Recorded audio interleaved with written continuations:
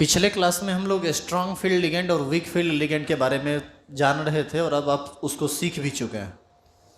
Weak field ligand के बारे में आपको बताया गया कि यह सेंट्रल मेटल एटम के अनपेयर्ड इलेक्ट्रॉन को पेयर्ड नहीं करता है, जबकि स्ट्रॉन्ग फील्ड लिगेंड जो होता है वह सेंट्रल मेटल एटम के पास जो अनपेयर्ड इलेक्ट्रॉन रहता है उसको पेयर्ड कर देता है और तब जाके बॉन्ड का फॉर्मेशन करता है। यह सब बात आपको बताया गया।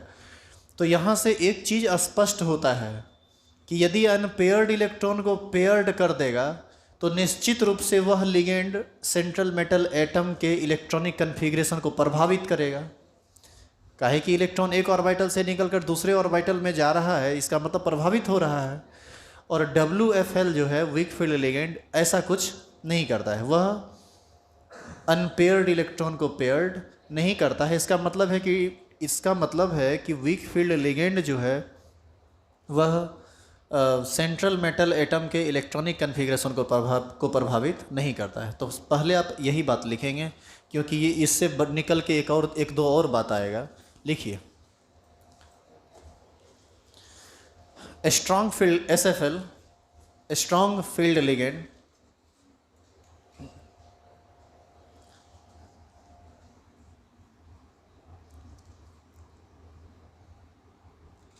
strong field ligand affected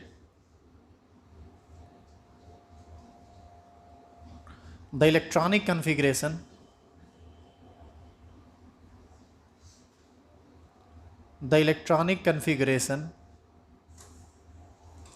of central metal atom by making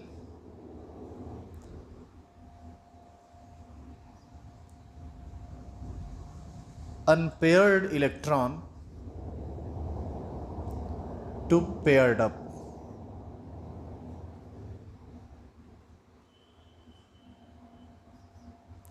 But WFL do not affected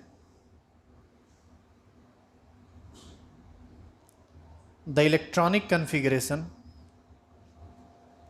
of EC का मतलब यहाँ पर क्या है? इलेक्ट्रॉनिक कन्फिग्रेशन ऑफ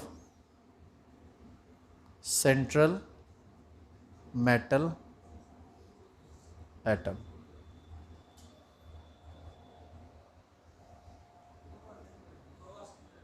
दो बार लिखा गया, आप एक बार लिख लो।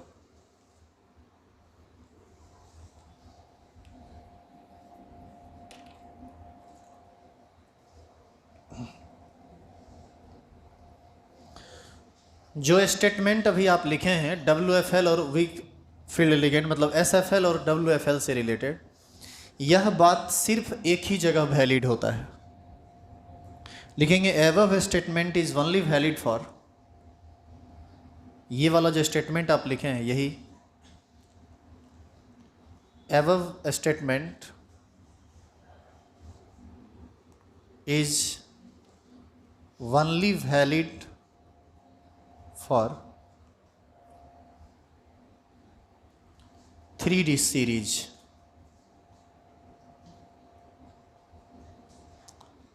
एटॉमिक नंबर 21 से लेकर 30 तक।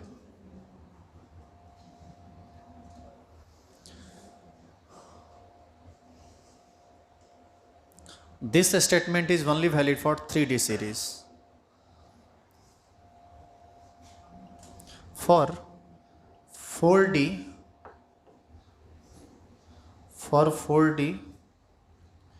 and 5D series,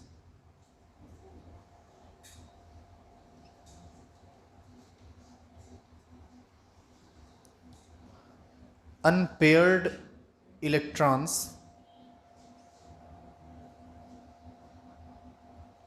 are paired up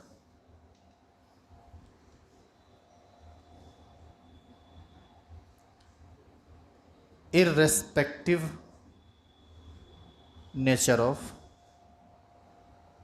ligand।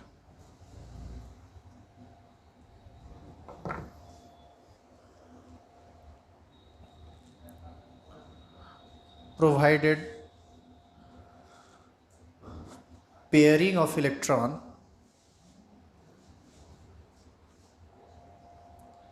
allowed always। पहले आप ये लिखिए, ये पॉइंट बहुत ज़्यादा इम्पोर्टेंट है, इसको समझना बहुत ज़्यादा ज़रूरी है, नहीं तो आप जहाँ तहाँ गड़बड़ कर देंगे बॉन्डिंग को एक्सप्लेन करते वक्त।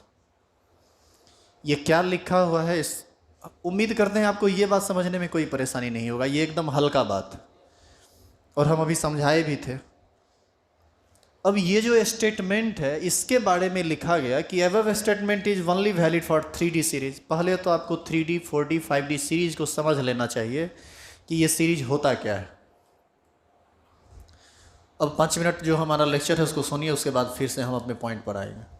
ये हमारे पास पीरियोडिक टेबल है, और इस पीरियोडिक टेबल में पहले पूरा कीजिए, उतारिए।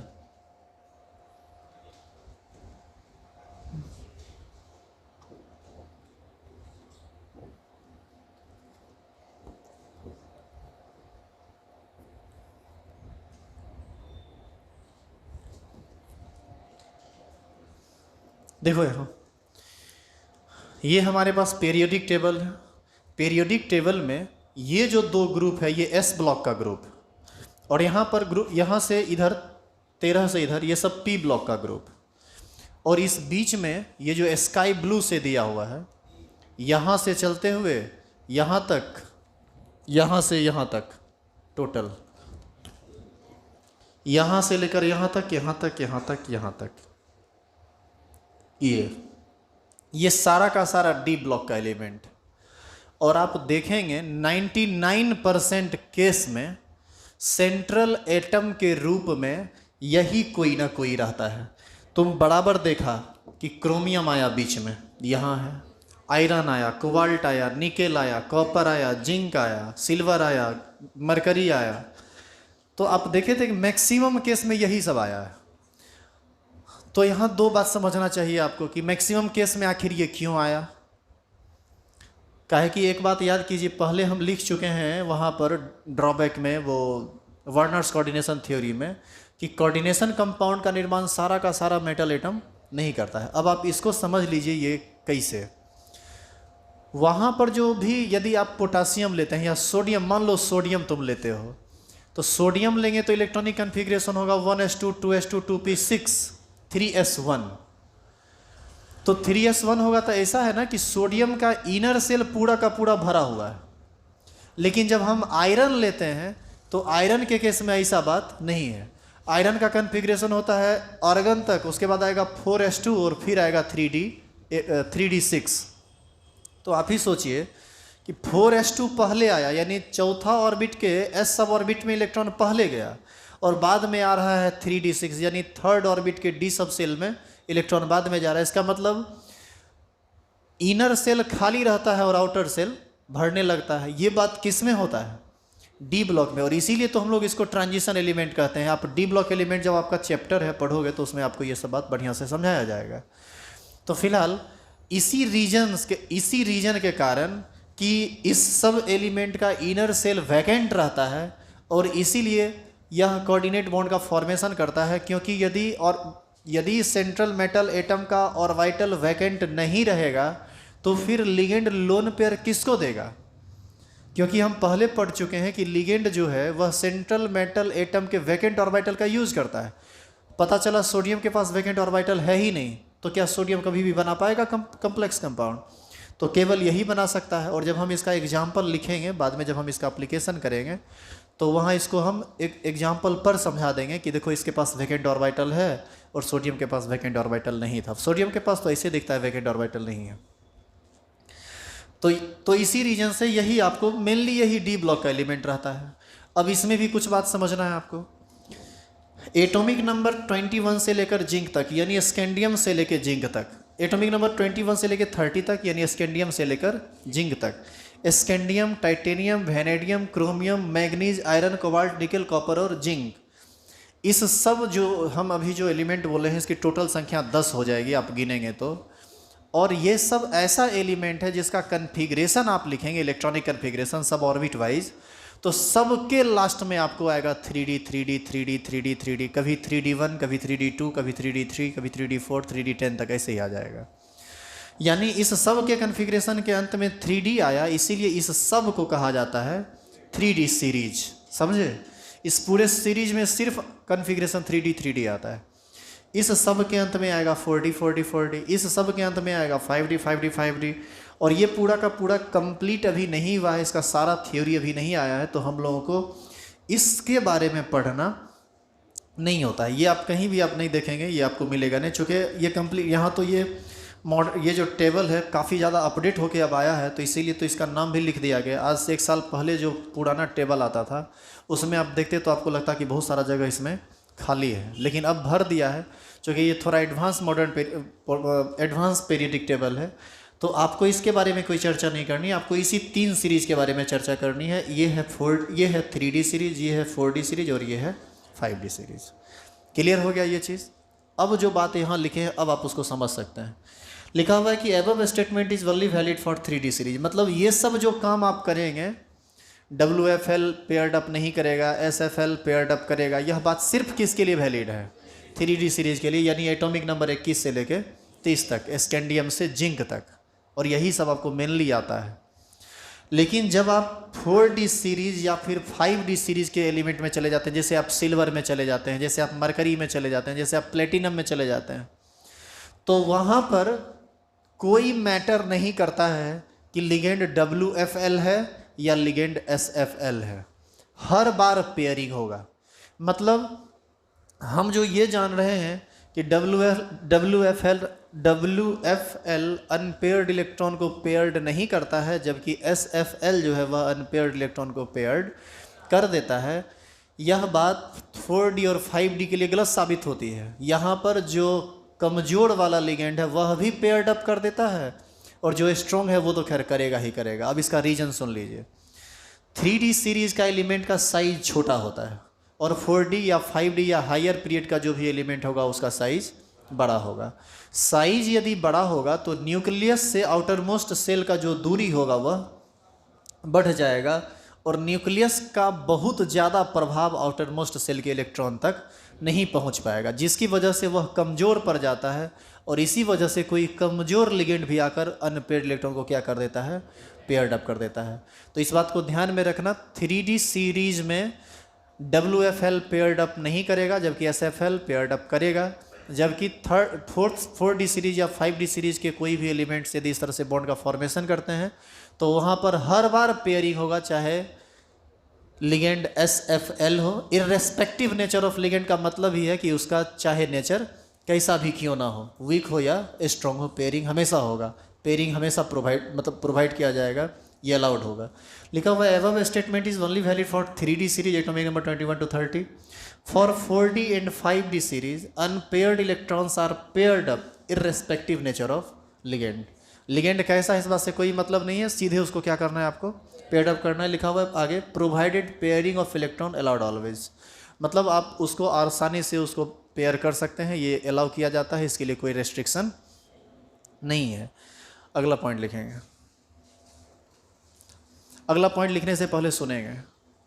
देखो, यदि किसी भी चीज़ के पास अनपेयर्ड इलेक्ट्रॉन हो तो उसका जो मैग्नेटिक बिहेवियर होता है वह पैरामैग्नेटिक होता है, और यदि किसी चीज़ के पास अनपेयर्ड इलेक्ट्रॉन नहीं हो, सारा का सारा इलेक्ट्रॉन पेयर्ड हो, तो उस सब्सटेंस को हम लोग कहते हैं डायामैग्नेटिक। एक होता है पैरामैग्नेटिक, दूसरा होता है डायामैग्नेटिक। तो मैग्नेटिक नेचर कैसा है, वह पैरामैग्नेटिक है या डायामैग्नेटिक है, और पैरामैग्नेटिक और डायामैग्नेटिक के बारे में आप डिटेल में सॉलिड स्टेट में पढ़िएगा कि ये कैसा सब्सटेंस होता है, मैग्नेटिक फील्ड में आने के बाद ये किस तरह से बिहेव करता है। लेकिन फिलहाल अभी आप 2 टर्म समझिए, एक पैरामैग्नेटिक, दूसरा डायामैग्नेटिक। उस हर सब्सटेंस को हम पैरामैग्नेटिक कहेंगे जिसके पास एक या एक से अधिक अनपेयर्ड इलेक्ट्रॉन होगा, और उस हर सब्सटेंस को हम डायामैग्नेटिक कहेंगे जिसके पास एक भी अनपेयर्ड इलेक्ट्रॉन नहीं होगा। तो यह एक सिंपल सी बात है कि यदि किसी भी कम्प्लेक्स कंपाउंड में जनरली 2 चीज़ तो रहेगा ही, एक रहेगा सेंट्रल मेटल एटम और दूसरा रहेगा लिगेंड। यदि सेंट्रल एटम के पास अनपेयर्ड इलेक्ट्रॉन हो या लिगेंड के पास अनपेयर्ड इलेक्ट्रॉन हो, या सेंट्रल मेटल एटम और लिगेंड दोनों के पास अनपेयर्ड इलेक्ट्रॉन हो, इस सब केस में जो कम्प्लेक्स कंपाउंड होगा वह पारामैग्नेटिक हो जाएगा। और कहीं भी यदि अनपेयर्ड इलेक्ट्रॉन नहीं है तो वह क्या हो जाएगा? डायमैग्नेटिक। जनरली पारामैग्नेटिक वाला जो सब्सटेंस होता है ना, मैग्नेटिक फील्ड में अट्रैक्ट होता है, तो ऐसी स्थिति में उसका कुछ मैग्नेटिक मोमेंट निकल सकता है। और मैग्नेटिक मोमेंट को हम लोग एक फार्मूला से निकालते हैं, ये फार्मूला पहले भी पढ़े हैं, √n/n+2bm। ये सब बात अभी हम लिखा देते हैं, कहाँ पर कौन क्या है इस सब बात को आप एक एक करके समझ लीजिएगा। नीचे लिखिए, if one or more unpaired electrons,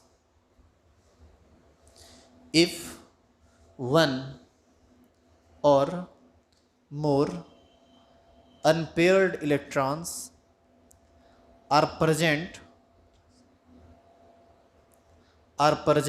either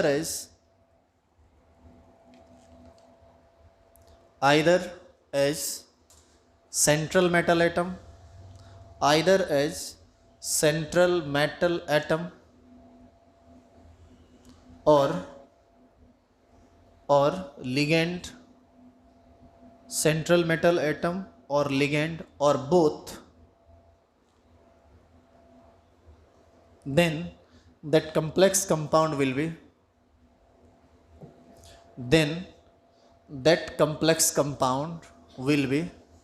paramagnetic. Then that complex compound will be paramagnetic. And magnetic moment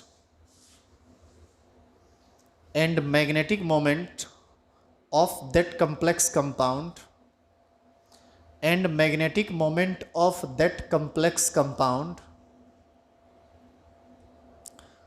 is calculated by the formula,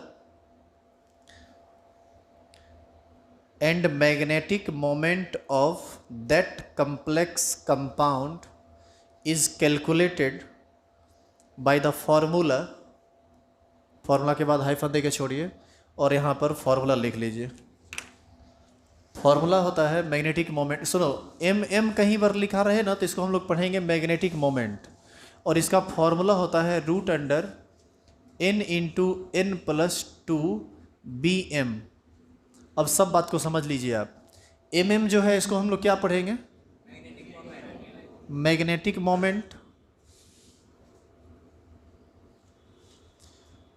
bm जैसे मास का यूनिट kg होता है, ग्राम होता है, जैसे kg को हम बोलते हैं ना किलोग्राम, उसी तरह से मैग्नेटिक मोमेंट का यूनिट होता है bm, और इसका फुल फॉर्म होता है बोर्ड्स मैग्नेटॉन।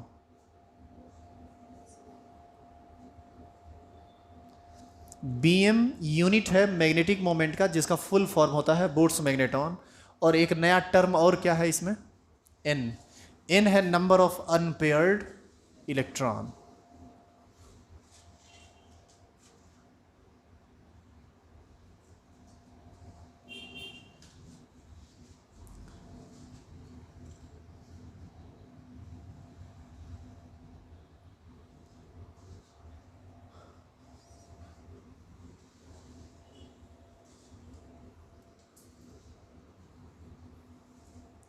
अभी आप लिखे थे कि if one or more unpaired electrons are present either as central metal atom और लिगेंड और both, then that complex compound will be paramagnetic. और यदि वो पारामैग्नेटिक होगा तो निश्चित रूप से उसका कुछ ना कुछ मैग्नेटिक मोमेंट होगा, जिसको हम इस फॉर्मूला से निकालेंगे। यदि हमको नंबर ऑफ अनपेयर्ड इलेक्ट्रॉन पता चल जाए तो मैग्नेटिक मोमेंट निकालना कोई भीड़ का काम नहीं है, वो बेहद आसानी से निकल जाएगा।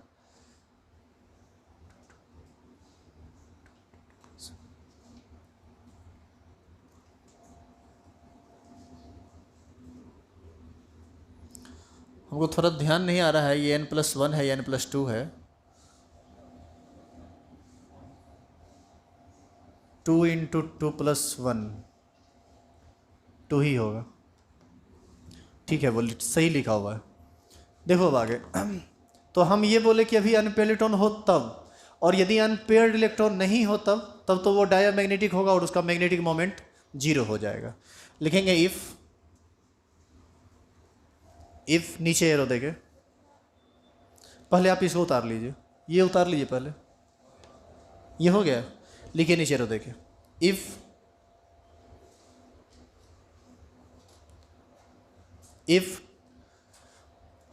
unpaired electrons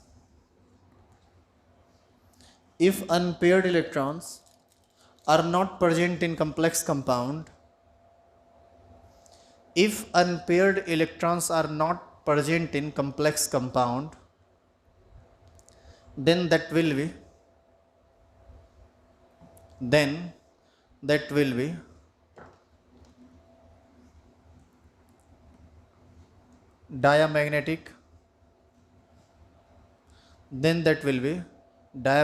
बोर्ड पर लिखा हुआ है, and magnetic moment of that complex is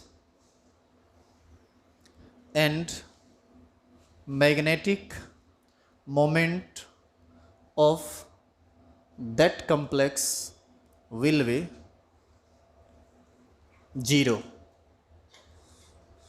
देखिए जीरो कैसे होगा, सारा का सारा इलेक्ट्रॉन अनपेयर्ड हो जाएगा तो एन का वैल्यू, सारा का सारा इलेक्ट्रॉन पेयर्ड हो जाएगा, अनपेयर्ड इलेक्ट्रॉन जीरो, तो यहाँ पर वैल्यू क्या रखेंगे, जीरो रखेंगे तो उसका मैग्नेटिक मोमेंट क्या हो जाएगा, zero.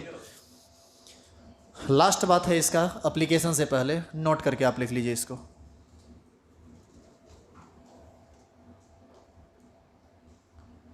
Accept NO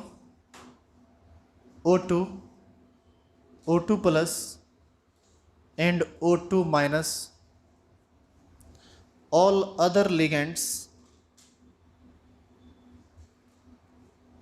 are diamagnetic.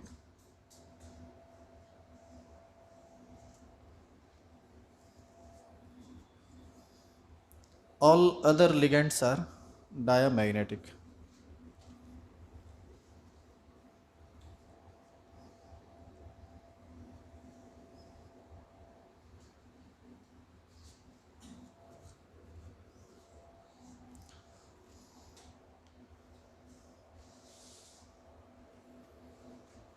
क्या मतलब इसका, यदि लिगेंड के रूप में ये चार चीज रहे, कौन कौन, NO O2 प्लस और O2 माइनस, तो ये सब पैरामैग्नेटिक होता है, और बाद में कि जितना है all other ligands are diamagnetic, मतलब इसके पास कोई भी अनपेयर्ड इलेक्ट्रॉन नहीं होता है। अब आप स्टार लगाइए और लिखिए, एक्सप्लेन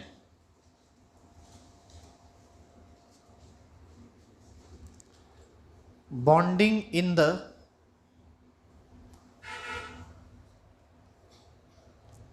एक मिनट रुको तो थोड़ा, इसमें और एक एक्स्ट्रा बात बताएं क्या, अच्छा लिखो, लिख लिया तो लिखो, explain bonding in the following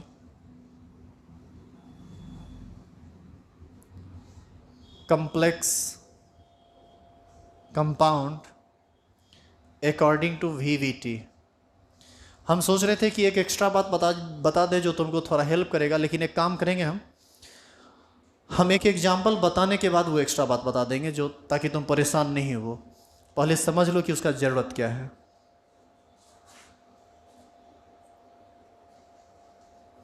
यहाँ तक आप लिख चुके, सबसे पहला एग्जाम्पल है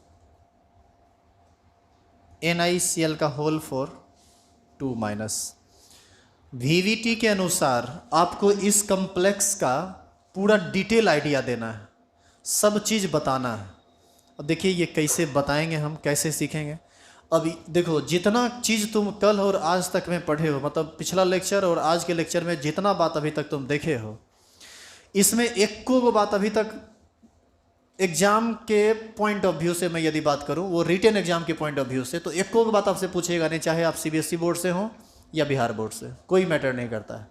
जो पूछेगा वो अब आता है, यहाँ से कुछ पूछ सकता है, और वो सब तभी आप ज्ञात कर सकते हैं जब पीछे का सारा कंसेप्ट क्लियर हो।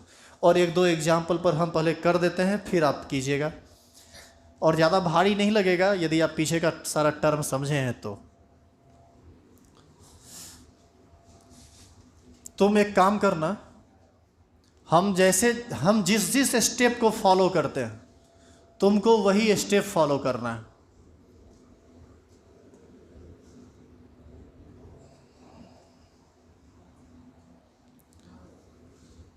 अब सिर्फ तुमको ध्यान देना है, उतारना और नहीं है। हम जो कंपाउंड लिखे थे वह क्या है? NiCl4 2-। हमको इसमें पूरा का पूरा बॉन्डिंग एक्सप्लेन करना है। पूरा का पूरा बॉन्डिंग एक्सप्लेन करने का मतलब क्या होता है, ये जब हम पूरा एक्सप्लेन कर देंगे तब हम आपको बताएंगे कि पूरा कैसे एक्सप्लेनेशन हुआ और आपसे क्वेश्चन क्या पूछेगा, दोनों बात। देखिए, सबसे पहला काम आपको है इसमें सेंट्रल एटम ढूंढना जो कि निकेल है, और इसका तुरंत इलेक्ट्रॉनिक कन्फिग्रेशन लिखना 1s2 2s2 2p6 3s2 3p6 4s2 3d8। Nickel का 28 होता है, तुम चेक कर लो। 2 2 4 6 10 2 12 6 18 2 20 8 20 8 28 28 हो गया। अब आप बताइए कि यहाँ से लेकर यहाँ तक का जो कन्फिग्रेशन है वह आर्गन का कन्फिग्रेशन है, एटॉमिक नंबर 18। तो हम चाहें तो इसी निकेल के कन्फिग्रेशन को और करके ऐसे भी लिख सकते हैं, आर्गन 4s2 3d8। बोलिए, ऐसा कर सकते हैं या नहीं? अच्छा, तुम ये बताओ, फर्स्ट सेल में केवल S सब सेल होता है, सेकेंड सेल में S और P, थर्ड में S P D, फोर्थ में S P D और F। ये सब बात आप जान रहे हैं कि नहीं? S P P D S P D F, इसी को 1s 2s 2p 3s 3p 3d 4s 4p 4d 4f। जैसे जैसे ऑर्बिट बढ़ते जाता है उसमें सब सेल भी बढ़ते जाता है। अब ध्यान दीजिएगा, पहला में तो केवल एक सब ऑर्बिट होता है, भरा हुआ है। दूसरा में 2 सब ऑर्बिट होता है, दोनों भरा हुआ है। तीसरा में 3 सब ऑर्बिट होता है, 3s 3p और 3d। 3s 3p पूरा का पूरा भरा हुआ है, लेकिन 3d भरा हुआ नहीं है, क्योंकि 3d भरा हुआ तब होता जब 3d 10 होता, क्योंकि 10 का कैपेसिटी d का कैपेसिटी 10 इलेक्ट्रॉन का होता है। अच्छा, एक बात और, आप थोड़ा गौर कीजिए कि 3d इनर सेल है और आउटर सेल है इसका 4। थर्ड इसका इनर सेल है ना, इसका आउटर सेल क्या है? फोर्थ सेल इसका आउटर सेल है। अब और आप देखिए कि आउटर सेल पहले भरा है और इनर सेल बाद में, इसीलिए तो ये ट्रांजिशन सीरीज का एलिमेंट है। तो हम चाहें तो इसको अरेंज करके लिखने के लिए ऐसा भी लिख सकते हैं, Ni आर्गन 3d को अंदर आप लिख लो और 4s को बाहर, चूँकि आउटर मोस्ट सेल तो चौथा है ना। ऐसा काम आप सिर्फ बॉन्डिंग को एक्सप्लेन करने के लिए कर सकते हैं। इलेक्ट्रॉनिक कन्फिग्रेशन यही सही है, चूँकि होर्न्स रूल और पॉली एक्सक्लूजन प्रिंसिपल के अनुसार अफवाह प्रिंसिपल के अनुसार जब हम चलते हैं तो आप याद कीजिए, ये सब बात आपको बहुत बेसिक में बताया गया था कि बताया गया था कि इलेक्ट्रॉनिक कन्फिग्रेशन कैसे कैसे लिखाता है। 3d यहाँ बाद में क्यों आया, 4s पहले क्यों आया, ये सब बहुत पहले की बात है। और यदि आप इसी में उलझ गए हैं तब तो फिर हम यदि कुछ बोलेंगे भी तो आपको वो सुनाई ही नहीं पड़ेगा, और हम उसके लिए क्षमा चाहते हैं। वो चीज़ हम अब नहीं समझा सकते हैं, क्योंकि वो बहुत बेसिक बात है और उसी में हम उलझे रह जाएंगे तो आगे कैसे पढ़ाई होगा। लेकिन फिर भी यदि आप समझना चाहते हैं तो आप हमसे कांटेक्ट कीजिए, हम आपको वीडियो लेक्चर प्रोवाइड कर देंगे, आपको उससे पता चल जाएगा कि वो सब क्या है और बहुत बढ़िया समझ में भी आ जाएगा। चलिए, यहाँ तक कोई दिक्कत है इसमें? अब एक चीज़ गौर करो, 3d8 फोर्थ ऑर्बिट तक यदि इलेक्ट्रॉन पहुँच चुका है तो 4s में कितना है? 2। देखो यहाँ कन्फिग्रेशन है 1s2 2s2 2p6 3s2 3p6, और पहले 3d ना भर के पहले भरा है 4s2 और बाद में आया है 3d8। तो जब आप चौथा तक पहुंच गए तो चौथा में तो p भी होता है, d भी होता है, f भी होता है, और हम चाहें तो 4s2 4p0 3d0 4f0 ये सब हम लिख सकते हैं। और इलेक्ट्रॉन नहीं है, मन नहीं होगा लिखने का, नहीं लिखेंगे, मन होगा लिखने का तो लिखेंगे। तो ऐसे स्थिति में हमको मन है लिखने का, और इसलिए मन है क्योंकि हम जानते हैं कि हमको आगे इसकी ज़रूरत पड़ेगी। तुमको मन नहीं है लिखने का तो तुम नहीं भी लिख सकते हो, क्या दिक्कत है? अब यदि हम इसको पूरा चेक करें ढंग से तो हम देख रहे हैं कि ये कन्फिग्रेशन नॉर्मल कन्फिग्रेशन है। तो आपका पहला स्टेप समझ में आया कि क्या क्या करना है। ये पहला स्टेप का सारा काम था जो इलेक्ट्रॉनिक कन्फिग्रेशन से रिलेटेड था। पहले हम नॉर्मल कन्फिग्रेशन लिख लिए, फिर नोबल गैस वाइज कन्फिग्रेशन लिख लिए, फिर आउटर मोस्ट को बाहर में दिखाए और जो इनर सेल था उसको अंदर में दिखाए। आउटर मोस्ट सेल में जाने के बाद हम एक आध गो एक्स्ट्रा जीरो करके दिखा दिए हैं, इसलिए दिखा दिए हैं कि आगे यदि हमको ज़रूरत पड़ेगा तो हम उसका यूज़ करेंगे, नहीं ज़रूरत पड़ेगा तो हम यूज़ नहीं करेंगे, मिटा देंगे बाद में, या फिर देख लेंगे ज़रूरत नहीं है। पूरा ट्रेनिंग ले लोगे तो नींद आ रही है तुम्हें।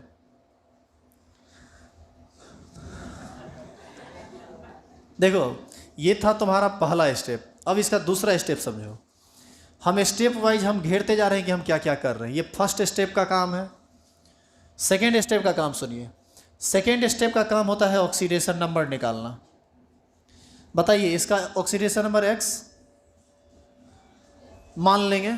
Cl का कितना होता है -1, एक Cl का -1 तो 2 Cl का, 4 Cl का -4 is equal to -2, x is equal to x यहाँ से कितना आ गया। इसका मतलब है कि निकेल न्यूट्रल नहीं है इस एटम में, निकेल न्यूट्रल नहीं है क्योंकि उसका ऑक्सीडेशन नंबर कितना आ गया +2। तो अब आपको इस कन्फिग्रेशन से काम नहीं चलेगा। अब आपको कन्फिग्रेशन निकालना पड़ेगा। पता है किसका किसका निकालना पड़ेगा, जल्दी बताओ। Ni2+ का, क्योंकि यहाँ पर ऑक्सीडेशन नंबर +2 आया मतलब +2 चार्ज आया ना। तुम यहाँ पर इलेक्ट्रॉन 28 पर इलेक्ट्रॉनिक कन्फिग्रेशन लिखा, जबकि वास्तव में निकेल का कन्फिग्रेशन 28 पर लिखाएगा ही नहीं। वो लिखाएगा किस पर, 26 पर, 26 पर। 2 पॉजिटिव आने का मतलब 2 इलेक्ट्रॉन निकला होगा। तो अब यदि तुम ये कर चुके हो तो ये काम करना बेहद आसान है। इलेक्ट्रॉन हमेशा आउटर मोस्ट सेल से निकलता है। तो बताइए इसमें से कौन खाली होगा, 4s2, वो हो जाएगा 4s0। तो अब कन्फिग्रेशन आ गया आर्गन 3d8 4s0 4p0। बोले कोई दिक्कत है इसमें। आप ये बताइए कि s में कितना डब्बा बनता है, 1, p में 3, d में 5, तब न पेयर्ड होके s में केवल 2 इलेक्ट्रॉन रह पाता है, p में 6 और d में 10। 2 करेंगे तो 6, सब में 2 करेंगे तो 10, f में टोटल 7 डब्बा बनता है। एक्चुअल में ये डब्बा जो है ये ऑर्बिटल है। हम बार बार डब्बा बोल देते हैं, वास्तव में वो ऑर्बिटल है। s में 1 ऑर्बिटल, p में 3 ऑर्बिटल, d में ये होता है।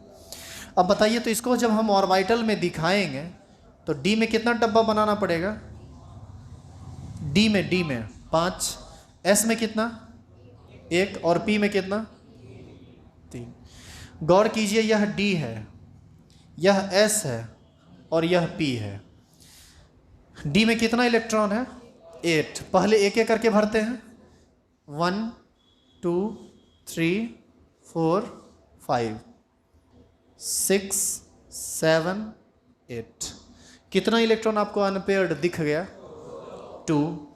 अब इस अनपेयर्ड इलेक्ट्रॉन पर, अच्छा ये सब क्या है, यही सब है ना रे वैकेंट ऑर्बिटल। और अब आप वीवीटी का पहला पॉइंट पढ़िए।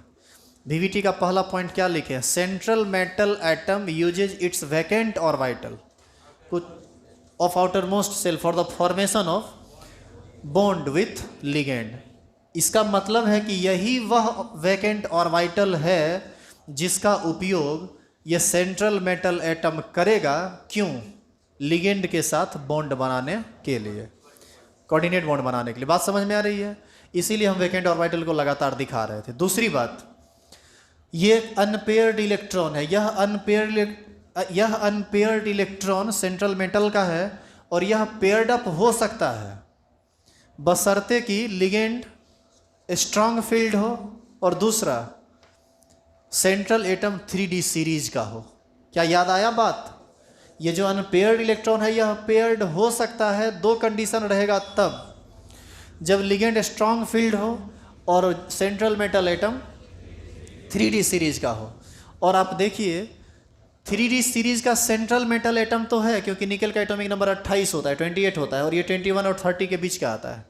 लेकिन जो लिगेंड आपको दिया गया है स्पेक्ट्रोकेमिकल सीरीज में, चेक कीजिए कि क्या वो लिगेंड WFL से है या SFL से। कल लिखा था ना स्पेक्ट्रोकेमिकल सीरीज, कल और जो क्लास नहीं किए हुए तो कुछ बुझाएगा नहीं। अब क्या है वो WFL है, तो क्या वो पेयर्ड अप करेगा, बोलिए।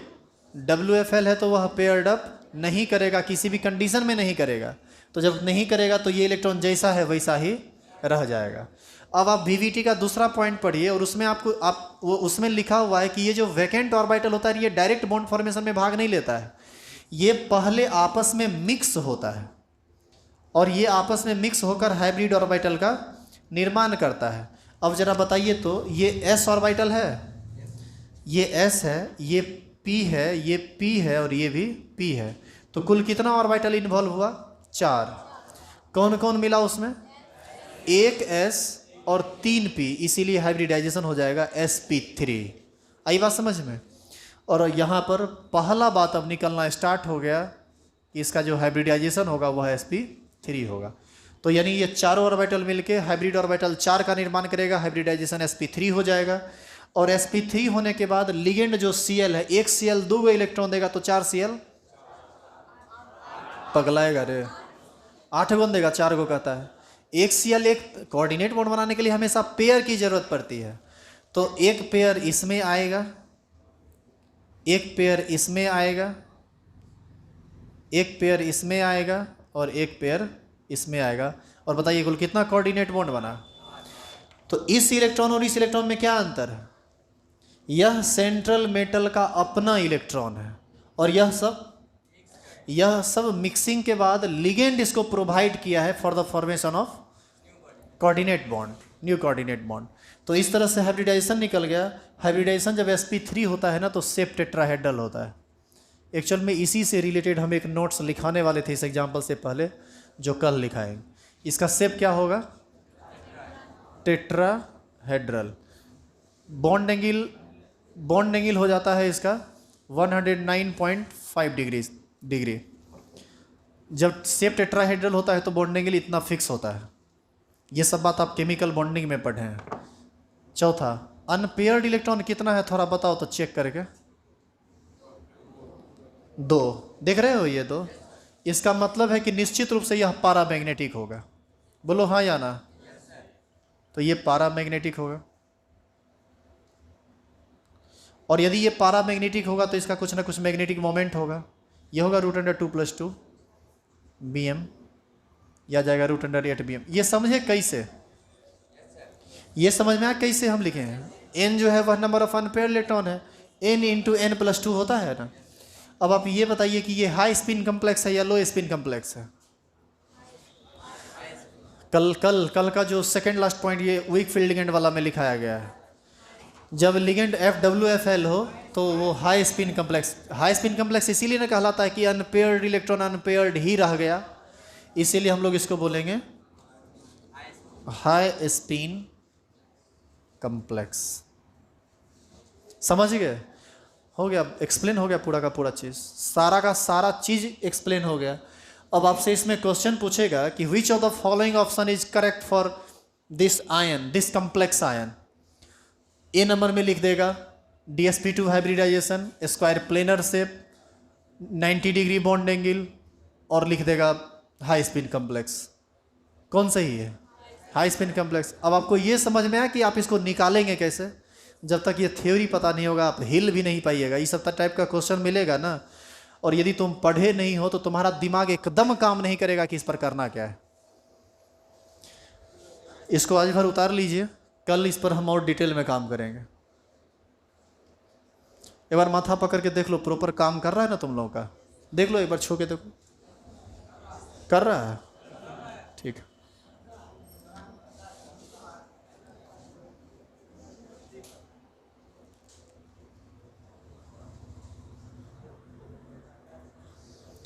जिस टॉपिक में आप इन किए हुए हैं, केमिस्ट्री का सबसे कंसेप्चुअल टॉपिक होता है ये सब, VVT, और इसके बाद स्टार्ट होगा क्रिस्टल फील्ड थ्योरी। वो तो तुम्हारा दिमाग गर्म कर देगा। पानी एक गिलास रखे बनाना, जब गर्म होगा थोड़ा सा उसको जो है सो मार देना माथा पर, तब जाके वो लोड लेगा, ऐसे लोडो नहीं लेगा वो। केमिस्ट्री का सबसे भारी थ्योरी है CFT, क्रिस्टल फील्ड थ्योरी। कहोगे तो छोड़ देंगे, भारी लगेगा तो। क्या रे, क्या विचार है? अब पढ़ा देंगे ना, रुपया ना दिया है, मजाक थोड़ी है।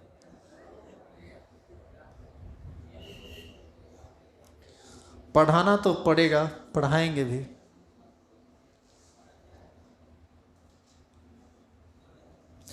अच्छा, यदि यहाँ पर NiCl के जगह पर Cn होता तब क्या होता?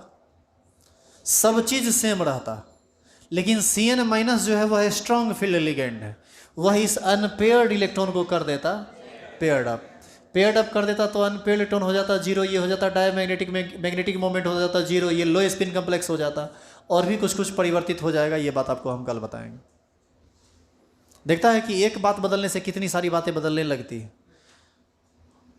आइए 2-4 को एग्जाम्पल करोगे, मिजाज हरियर हो जाएगा। बाकी बात नेक्स्ट क्लास में।